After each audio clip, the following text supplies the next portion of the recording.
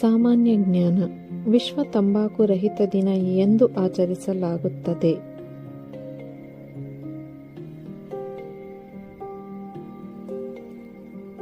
ಉತ್ತರ ಮೇ 31. 2024ರ ತಂಬಾಕು ನಿಯಂತ್ರಣದ ಭಾರತದ ಬ್ರ್ಯಾಂಡ್ ರಾಯಭಾರಿ ಯಾರು?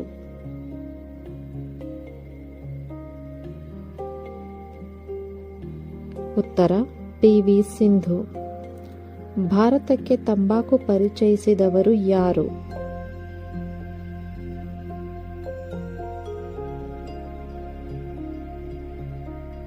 ಉತ್ತರ ಪೋರ್ಚುಗೀಸರು.